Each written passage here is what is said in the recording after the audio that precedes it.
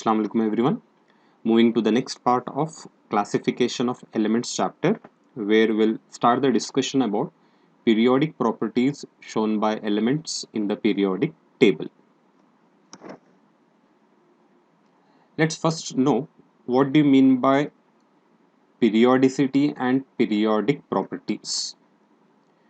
When you take up this periodic table, we know that it has been divided into groups and periods. That is, when you talk about the groups, you are having 18 vertical columns which are called as groups, and you will be moving from left side to right side till group number 18, and again you will come back to group number 1, right? आप group number 1 से जब left side से right side जाएंगे 18 group तक जाते हैं, फिर वापस ग्रुप नंबर 1 को आते हैं. तो इस ट्रेंड को हम यानी कि ग्रुप नंबर 1 से 18 जाना फिर वापस आना, इसमें क्या हो जाता है, जहां से आप स्टार्ट करें थे, जैसे कि लिथियम ग्रुप नंबर 1 में जब आप 18 ग्रुप तक जाने के बाद फिर से फर्स्ट ग्रुप को आते हैं, उसके नीचे जो एलिमेंट आएगा, right, increasing order of atomic number के बेसिस पे जब आप अरेंज करके ये 18 ग्रुप से 18 ग्रुप तक जाके फिर वापस जब आएंगे, तो यहाँ पे क्या हो जाता है, जो एलिमेंट आएगा ये पहले वाले एलिमेंट से अपने फिजिकल और केमिकल प्रॉपर्टीज में मैच हो जाता है. ओके, तो इस ट्रेंड को हम, इस रिपीटेशन को हम बोलते हैं periodicity. This repetition is called as what? Periodicity. Periodicity is nothing but repetition of certain elements with similar physical and chemical properties after regular interval when arranged in increasing order of their atomic numbers. जब भी आप elements को increasing order of the atomic numbers के basis पे arrange करेंगे, जब elements repeat होते जाएंगे एक के नीचे एक, एक के नीचे एक, तब क्या हो जाता है, उनके फिजिकल और केमिकल प्रॉपर्टीज में सिमिलैरिटीज आ जाते हैं. उसको हम बोलते हैं पीरियोडिसिटी. और फिजिकल और केमिकल प्रॉपर्टीज जो रिपीट होंगे या फिर सिमिलैरिटीज रहेंगे, उन प्रॉपर्टीज को हम बोलते हैं पीरियोडिक प्रॉपर्टीज.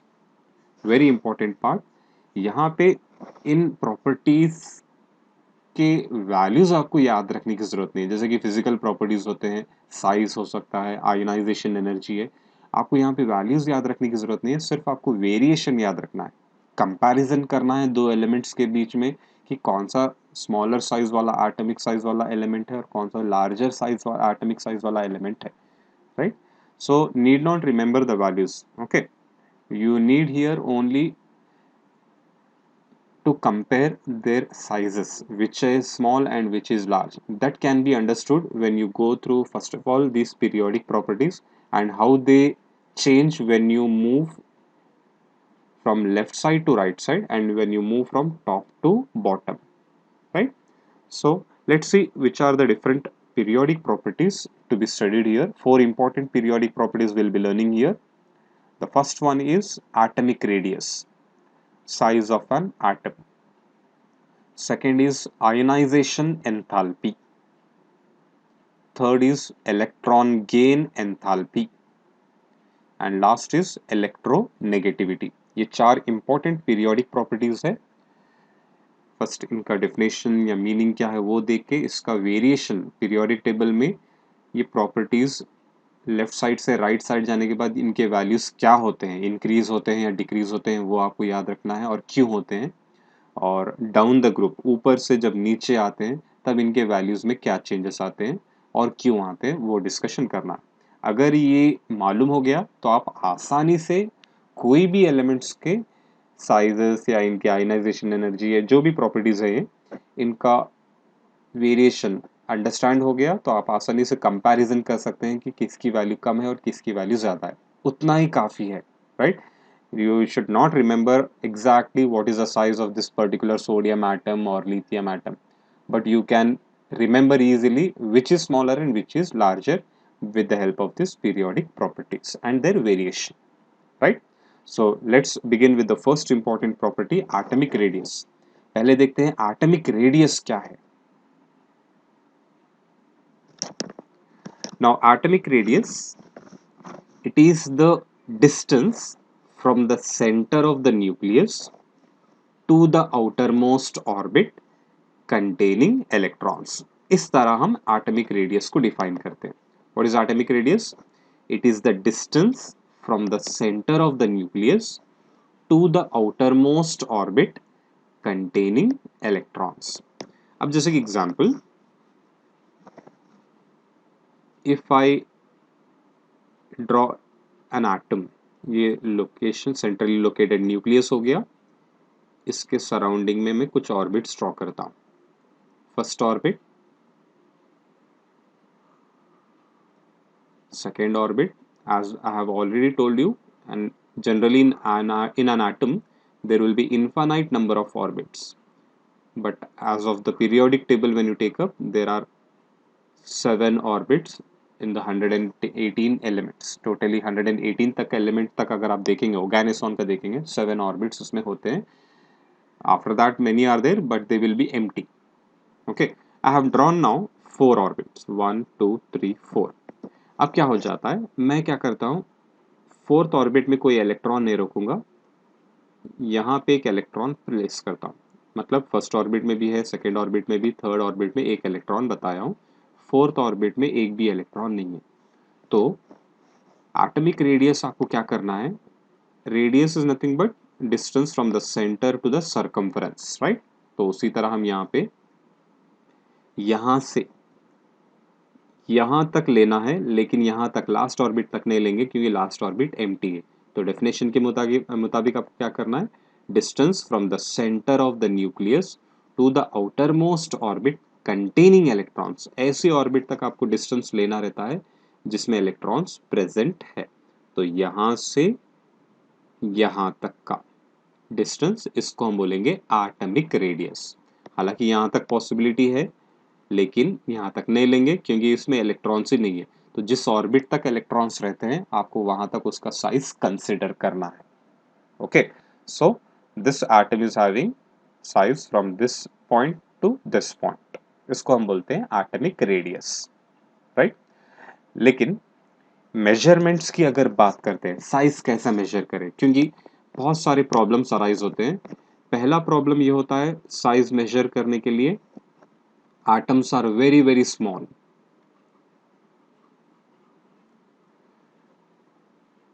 एटम्स का साइज जो है बहुत बहुत कम रहता है. इनका मेजरमेंट अगर देखेंगे तो एंगस्ट्रॉम यूनिट्स में आता है और पिकोमीटर्स में आता है, which is very difficult to measure. कोई भी आप डिवाइस यूज़ करके इनका साइज मेजर करना बहुत डिफिकल्ट. इवन एक्सरे डिफ्रैक्टोमीटर एक ऐसा डिवाइस है जिससे आप साइज मेजर कर सकते हैं, लेकिन उससे भी बहुत ही डिफिकल्ट हो जाता है इतना स्मॉलर साइज मेजर करने के लिए, right. It will be in the terms of angstrom units, 10⁻⁻10, 10⁻12 या फिर 10⁻⁻15 तक भी आता है. ओके, 10⁻10 मीटर या 10⁻12 मीटर और 10⁻15 मीटर तक भी आता है, right. So that is difficult to measure the size. Second thing, अगर आप कोई भी हाईली सोफिस्टिकेटेड डिवाइस यूज करके साइज भी मेजर करना चाह रहे हैं तो आप न्यूक्लियस का लोकेशन मालूम कर सकते हैं, because it is the huge part और the dense part, heaviest part of an atom, right. उसको आप लोकेट कर सकते हैं, उसका पोजीशन फिक्स रहता है, आप पता कर सकते हैं. लेकिन इलेक्ट्रॉनिक पोजीशन, ये जो लास्ट इलेक्ट्रॉन है यहाँ पर है इस ऑर्बिट में, इसका पोजीशन आपको कंसिस्टेंट नहीं मिलेगा. It will be changing. And first of all, it is very small to locate and it will not have a stable distance or a consistent distance from the center of the nucleus. Contraction, relaxation चलते रहता है, force of attraction चलते रहता है nucleus और electrons के बीच में. इस वजह से ये साइज फिक्स नहीं रहता है, तो वो एक ड्रॉबैक है. Distance of electron is not fixed, right. ये एक प्रॉब्लम आता है. और तीसरा प्रॉब्लम ये रहेगा, आपको एक सिंगल एटम सेपरेट मिलना बहुत डिफिकल्ट है, difficult to gate.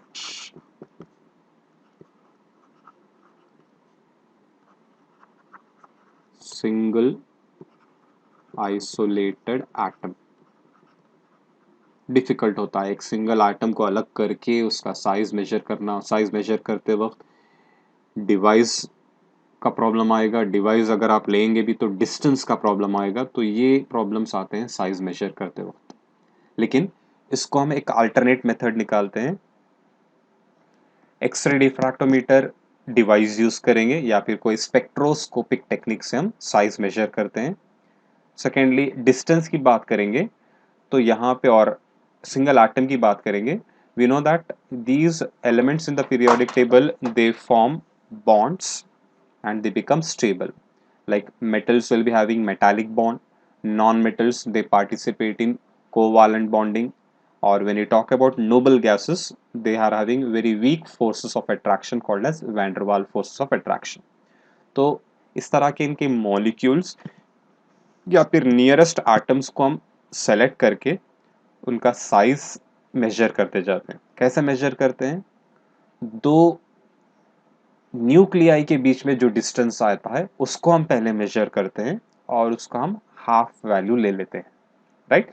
That thing we are going to discuss now, how this atomic radius is measured for different elements in the periodic table, right?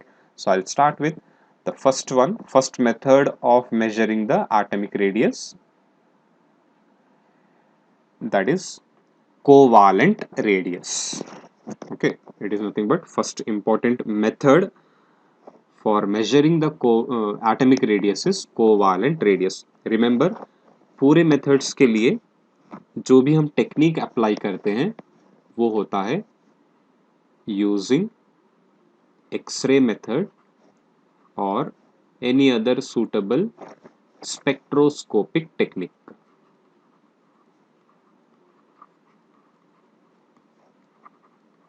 Spectroscopic method. Okay. लेकिन method of measuring will be either by covalent radius or by van der Waals radius method or by metallic radius method, right? तो देखते हैं ये methods कौन से type के elements के लिए अप्लाई करते हैं और कैसे मेजर करते हैं, right? First beginning covalent radius. Covalent radius is half the internuclear distance between two covalently bonded atoms of the same element. What is covalent radius?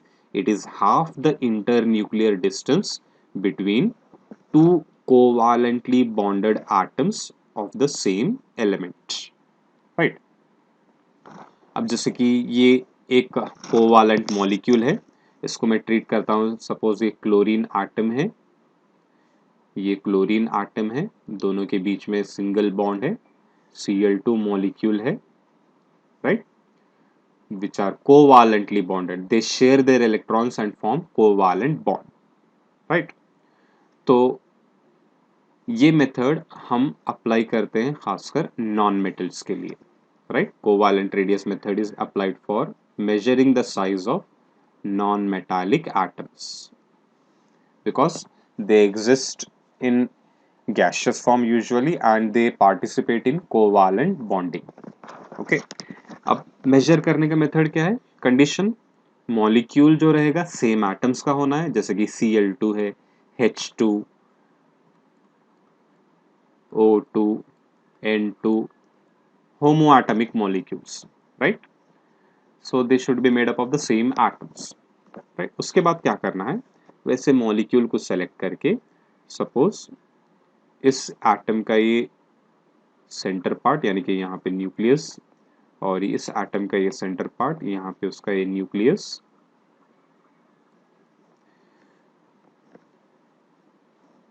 ये न्यूक्लियस से ये न्यूक्लियस तक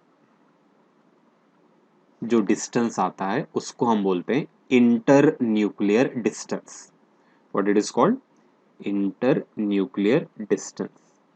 अब यहाँ पे ये दोनों एटम्स क्या होते हैं? ओवरलैप होके अपने इलेक्ट्रॉन्स को शेयर करते हैं. ओके, ये एटम इस एटम के ऊपर ओवरलैप करके ये इलेक्ट्रॉन्स को शेयर करता है, यानी कि दोनों के बीच में डिस्टेंस कम हो जाता है. डिस्टेंस कितना है? यहाँ से यहाँ तक. इसको हम क्या बोलते हैं? Inter nuclear distance. दो न्यूक्लियाई के बीच में जो फासला होता है उसको हम बोलते हैं इंटर न्यूक्लियर डिस्टेंस, राइट? अब क्या करना है? दोनों एटम सेम है, और दोनों का न्यूक्लियाई का पोजीशन आपको पता चला है, आपको एक्सरे डिवाइस से आपको जो है डिस्टेंस पता चल जाएगा दोनों न्यूक्लियाई के बीच में कितना है।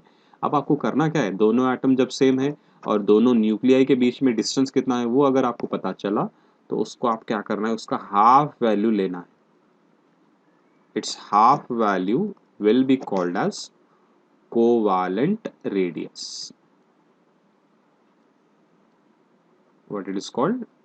Covalent radius, CR or RC, right? So what is covalent radius? It is half. Okay, ये पूरा इतना इंटरन्यूक्लियर डिस्टेंस है उसका हाफ वैल्यू लेना है, ये half, right? That will be treated as what? Covalent radius. उसको आप एटॉमिक रेडियस भी बोल सकते हैं, राइट? मेथड अप्लाई अलग कर रहे हैं लेकिन इसको आप बोलेंगे एटॉमिक रेडियस। क्लोरीन का एटॉमिक रेडियस इतना आपको मिल जाएगा। So, what is covalent radius? It is half the internuclear distance between two covalently bonded atoms of the same element, right? So, this method is applied for measuring atomic sizes of non-metals of periodic table. Okay. Next method को जाते हैं, metallic radius. नाम से ही पता चल जाएगा ये method किसके लिए अप्लाई करते हैं हम, मेटल्स के लिए, right? This method is applied for metals. Let's see how it is measured. अब मेटल्स में क्या होता है, कोवालेंट बॉन्ड तो नहीं होता है, ना कि आयोनिक बॉन्ड होता है, क्योंकि प्योर मेटालिक एटम्स, कोई मेटालिक क्रिस्टल लेंगे, कोई मेटल पीस लेंगे, उसमें उसी टाइप के एटम्स रहते हैं, राइट? जैसे कि एक सोडियम मेटल ले रहे हैं तो सोडियम मेटल के अंदर पूरे सोडियम एटम्स ही रहेंगे, तो वहाँ पे वो सोडियम एटम्स कोवालेंट बॉन्ड भी नहीं फॉर्म करते हैं, आयोनिक बॉन्ड फॉर्म नहीं करते हैं। यहाँ पे स्पेशल बॉन्ड होता है metallic bond. In metals they contain metallic bond, right? So how you are going to measure the metallic radius is again the same method. It is half the internuclear distance separating the metal cores in the metallic crystal. Suppose ये एक metallic crystal है, ये उसमें कि मैं दो metallic atoms ले रहा हूँ। से फॉर एग्जांपल ये सोडियम मेटालिक एटम है, ये भी सोडियम मेटालिक एटम है। एक मेटल में से दो एटम कंसिडर करके, तो मेटल्स में कैसा होता है, कॉम्पैक्ट अरेंजमेंट रहता है। ये एटम और ये एटम कॉम्पैक्टली पैक्ड रहते हैं, okay, they are packed very closely, okay. अब क्या होता है, यहाँ पे ओवरलैपिंग नहीं होगा। अगर ओवरलैपिंग हो गया तो हम बोलते हैं उससे covalent bonding is taking place. Ionic bonding में नहीं रहेगा। आयोनिक बॉन्डिंग बोले तो इलेक्ट्रॉन्स लॉस और गेन होते हैं, यहाँ पे वैसा कुछ नहीं रहता है। सिर्फ दोनों एटम्स क्लोजली अरेंज रहेंगे, जहाँ पे क्या होता है, इसका इलेक्ट्रॉन क्लाउड इसके न्यूक्लियस के बीच में फोर्स ऑफ अट्रैक्शन रहेगा। इसको हम स्पेशली अलग वे में डिफाइन करते हैं, लेकिन मेटल्स देखेंगे तो मेटल्स के अंदर ये मेटालिक एटम्स इस तरह क्लोजली अरेंज रहते हैं। अब क्या करना है, मेटालिक रेडियस को ऐसा मेजर करना है, सेम ये इस मेटल एटम का सेंट्रली लोकेटेड न्यूक्लियस, ये इस मेटल एटम का सेंट्रली लोकेटेड न्यूक्लियस। फिर से आप एक्सरे मेथड से इसका साइज, इंटरन्यूक्लियर डिस्टेंस मेजर कर लो, राइट? इंटरन्यूक्लियर डिस्टेंस हो गया, यानी कि यहां से यहां तक का डिस्टेंस। फिर इसका हाफ, इसका हाफ वैल्यू क्या होगा, इसको हम बोलेंगे metallic radius. It will be called as what, metallic radius, right? So half the internuclear distance separating the metal cores in the metallic crystal, right?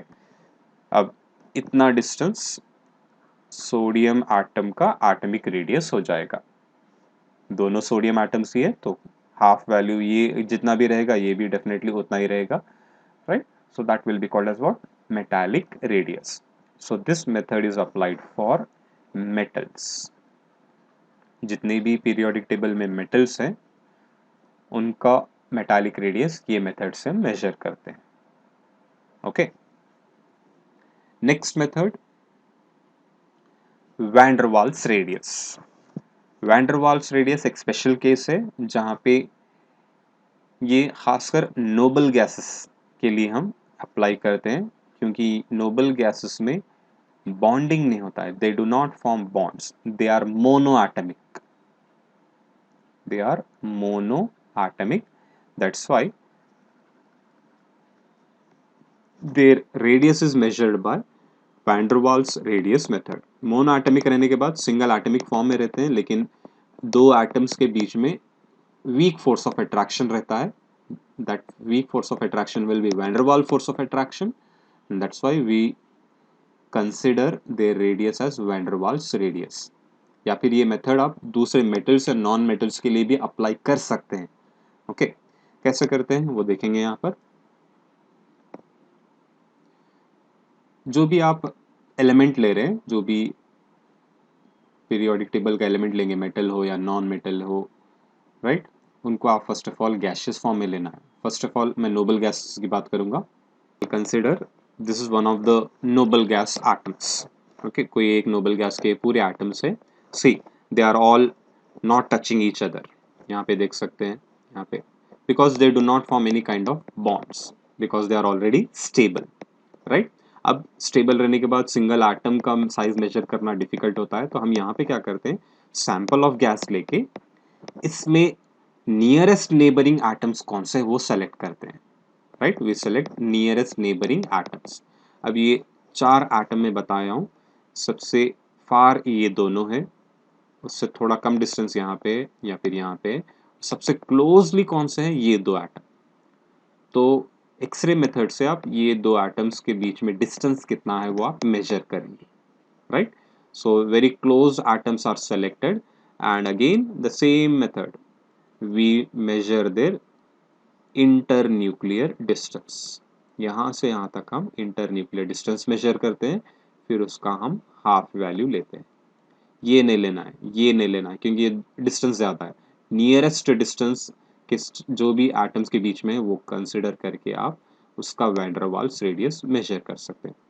First calculate the internuclear distance, half of it will be called as van der Waals radius. So what is van der Waals radius? It is half the internuclear distance between two nearest neighboring atoms of the same element. Okay, of the same element, यानी कि ये helium है तो ये neon नहीं रहना चाहिए, ये अगर हीलियम है तो ये भी हीलियम ही होना है. ओके, अब यही मेथड आप दूसरे मेटल्स और नॉन मेटल्स के लिए भी अप्लाई कैसे कर सकते हैं. अब जैसे अभी हम देखा, कोवालेंट रेडियस में इस तरह ओवरलैप होते हैं स्पीशीज. यहाँ पे आप डिस्टेंस मेजर करे थे, उसका हाफ वैल्यू क्या होता है, कोवालेंट रेडियस. वही जैसा कि ये क्लोरीन मॉलिक्यूल है, मैं और एक क्लोरीन मॉलिक्यूल लेता हूँ,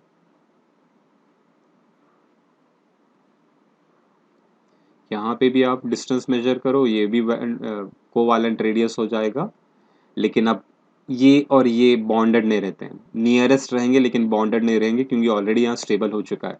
अब यहाँ से यहाँ तक का जो डिस्टेंस आएगा, दोनों के बीच में फोर्स ऑफ अट्रैक्शन रहेगा, van der waals force of attraction, लेकिन बॉन्डेड नहीं रहेंगे, only there will be weak force of attraction. अब यहाँ से ये न्यूक्लियस से ये नेबरिंग एटम के न्यूक्लियस तक अगर आप डिस्टेंस मेजर करेंगे, उसको हम बोलेंगे van der waals radius, right. तो कंपेयर करेंगे वैल्यूज, ये था कोवालेंट रेडियस, अब ये रहेगा वैन डर वाल्स रेडियस, ये वैल्यू ज्यादा हो जाएगा, right.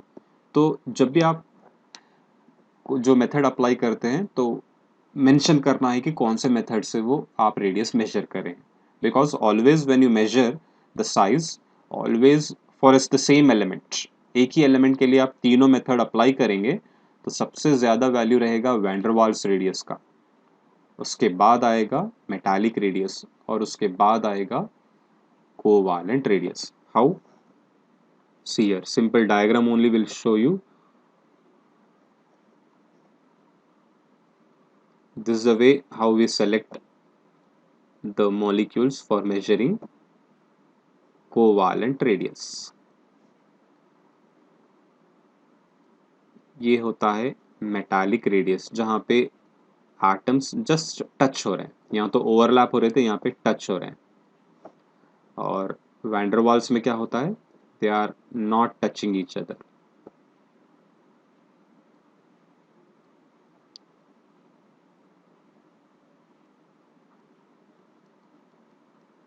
where you find the larger distance here, internuclear distance ज़्यादा यहाँ पे तो size भी ज़्यादा रहेगा, radius भी ज़्यादा रहेगा. यहाँ पे internuclear distance कम है तो यहाँ पे थोड़ा radius कम हो जाएगा. यहाँ पे internuclear distance और कम है तो यहाँ पे radius और कम हो जाएगा. So whenever you compare atomic radius measured by covalent method, metallic radius method or van der Waals radius method, always van der Waals radius values are larger than metallic radius values and they are larger than covalent radius values. Remember this point. Okay. Increasing या decreasing order के basis पे questions आते हैं. For a given element, radius of that element is measured by all the three methods. Which value will be greater? और right the main increasing order और decreasing order.